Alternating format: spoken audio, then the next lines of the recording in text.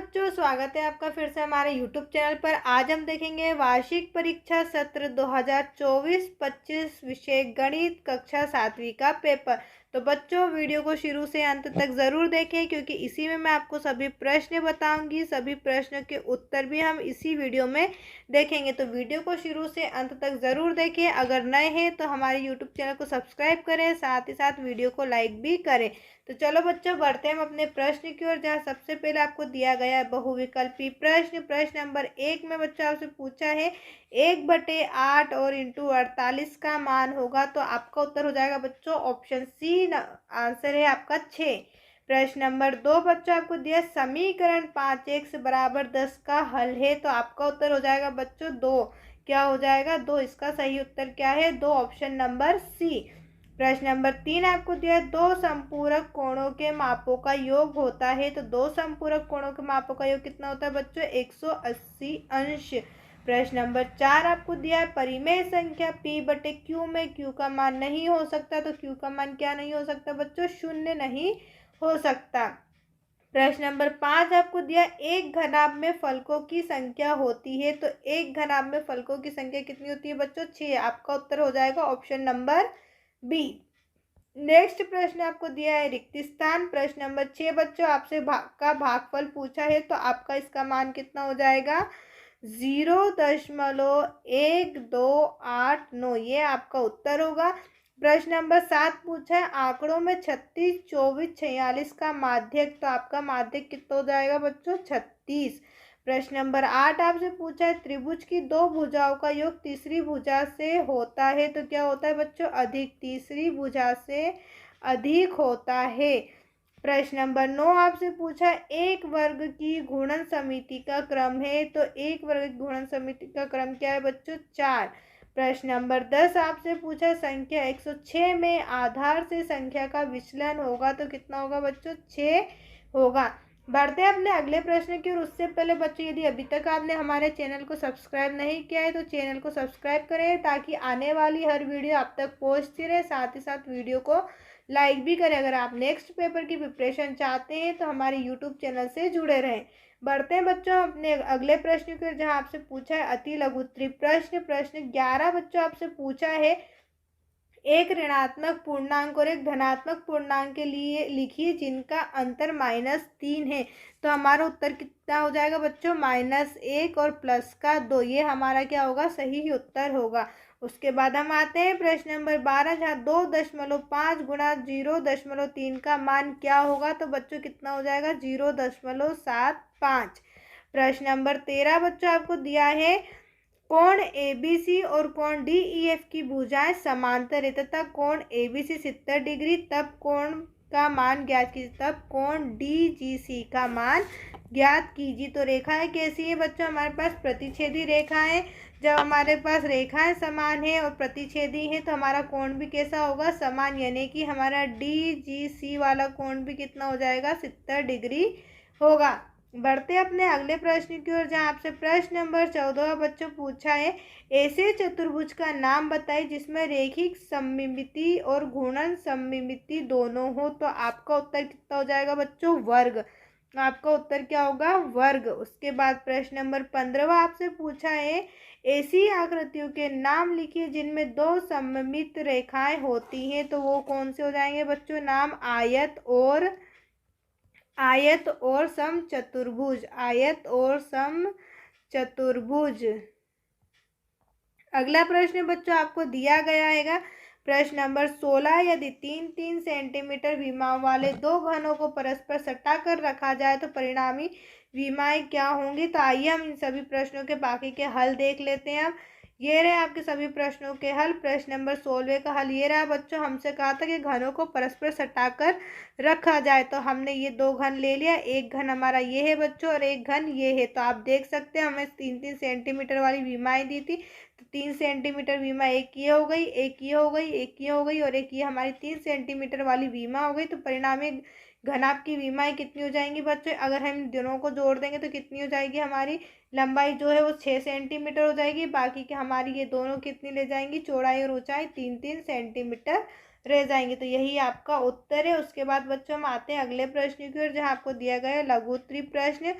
प्रश्न नंबर 17 बच्चों आपसे पूछा है, गर्मी के दौरान एक कमरे के भीतर का तापमान 37 डिग्री सेल्सियस होता है। यदि एयर कंडीशनर एक कमरे को 5 डिग्री सेल्सियस मिनट तक ठंडा करता है तो एयर कंडीशनर चालू करने के 5 मिनट बाद कमरे का तापमान क्या होगा। तो कमरे के भीतर का तापमान बच्चों हमें कितना दिया, 37 डिग्री सेल्सियस प्रति मिनट कम होता है, यानी कि 5 डिग्री सेल्सियस कम होता है। तो 5 मिनट बाद कमरे का तापमान क्या हो जाएगा बच्चों, हम 37 में 5 गुणित 5 करेंगे, कितना होगा 25। 25 को हम 37 में से घटा देंगे, क्या मिलेगा हमें 12। तो होता है 5 मिनट बाद कमरे का तापमान 12 डिग्री सेल्सियस होगा। इसी प्रकार प्रश्न नंबर 18 हमें दिया है बच्चों, आंकड़ों का माध्यक ज्ञात करना है। तो पहले आंकड़ों को हम क्रमबद्ध लिख लेंगे बच्चों। इस तरीके से हमने आंकड़ों को लिख लिया है। उसके बाद हम सूत्र लगाएंगे माध्यक का। माध्यक का सूत्र होता है बच्चों n+1/2 व पद। तो हम क्या करेंगे, एन की जगह हमारे पास जितनी संख्या उनको काउंट करेंगे तो हमारे पास टोटल कितनी है बच्चों, 11 है। 11 में 1 जोड़ेंगे 12, 12 में 2 का भाग देंगे 6, और छठे नंबर पे हमें क्या मिल रहा है बच्चों, 15। तो छठे नंबर पे 15 मिल रहा है, तो हमारा माध्यक क्या हो जाएगा, 15 है। उसके बाद हम आते हैं प्रश्न नंबर 19 पे। -4/3y बराबर 3/4 को हल करिए। तो हमने इसको हल करा तो हमारे पास y का मान कितना हो जाएगा बच्चों, y बराबर -16/9। बढ़ते हैं अगले प्रश्न की ओर, जहां आपको प्रश्न नंबर 20 आपको दिया है, किसी त्रिभुज के तीनों कोणों में 3:2:1 का अनुपात है, त्रिभुज के तीनों कोण ज्ञात कीजिए।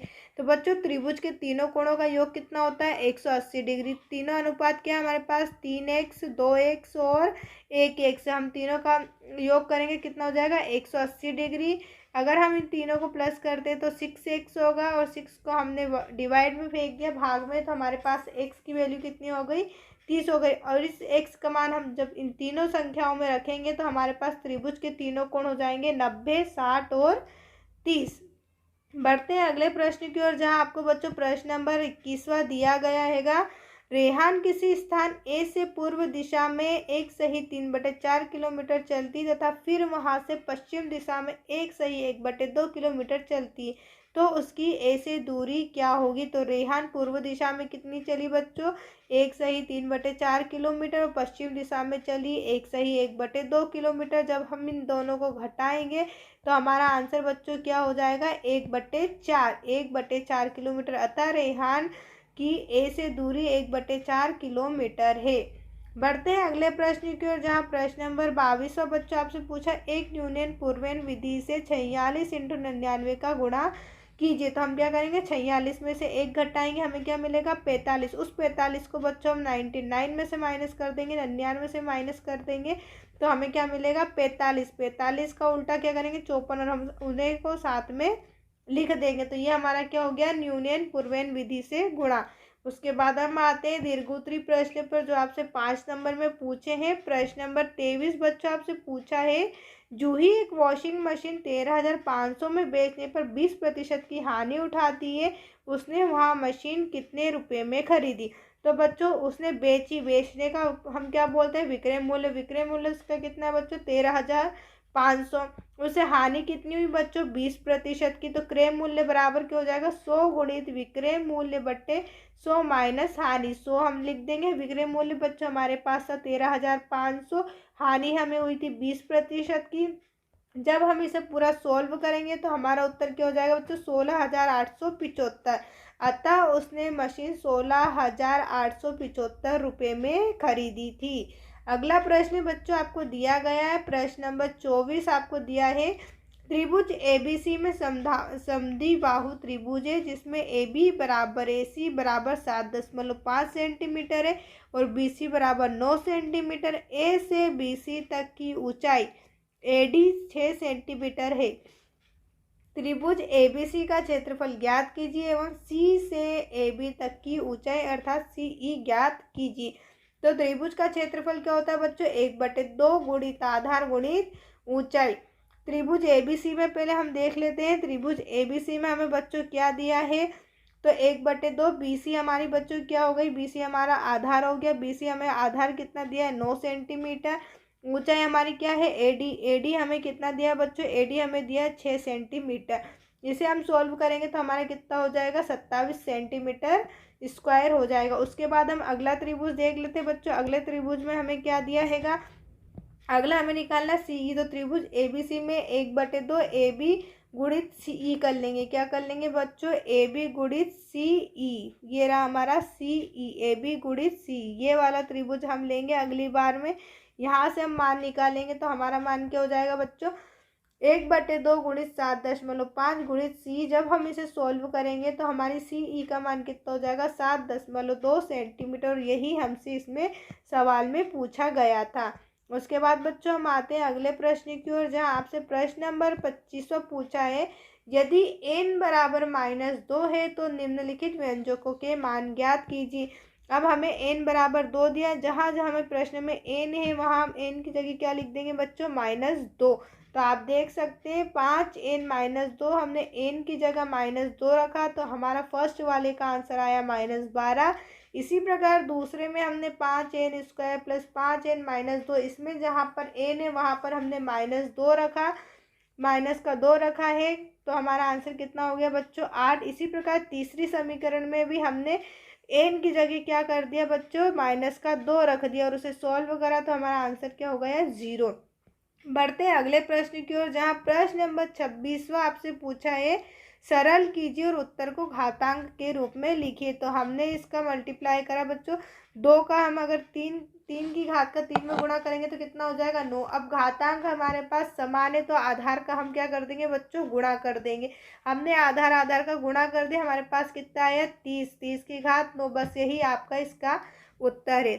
वीडियो को शुरू से अंत तक देखने के लिए आपका बहुत बहुत धन्यवाद। यदि अभी तक आपने चैनल को सब्सक्राइब नहीं किया तो चैनल को सब्सक्राइब करें ताकि आने वाली हर वीडियो आप तक पहुंचती रहे। साथ ही साथ वीडियो को लाइक भी करें, अपने दोस्तों के साथ शेयर भी जरूर करें। देखने के लिए आपका बहुत बहुत धन्यवाद।